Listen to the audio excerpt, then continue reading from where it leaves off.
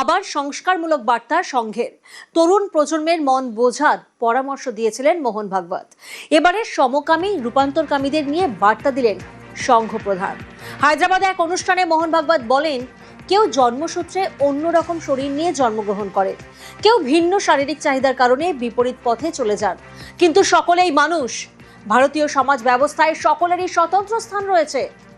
এলজিবিটিকিউদের যাতে ভারতীয় সমাজ মন থেকে গ্রহণ করেন, সেই কারণে মহাভারতের নজির টেনে এনেছেন মোহন ভাগবত। বলেছেন, শিখণ্ডে এক রাজা ছিলেন, কুম্ভে বৃহন্নলাদের অংশগ্রহণের কথা উল্লেখ করেছেন। রাজনৈতিক মহলের ধারণা, তরুণ প্রজন্মের কাছাকাছি পৌঁছতে আরও এক পা এগোলো সংঘ।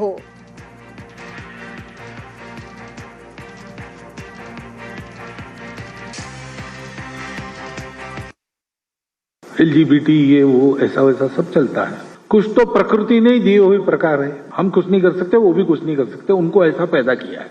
हमारे यहाँ कहा गया कि ये है और कुछ क्यूरेबल है, वो क्योर होगा, जो नहीं है वो भी मनुष्य है, उनको भी जीने का अधिकार है, उनको समाज से अलग थलग नहीं करते, उनको हीन भाव से मत देखो।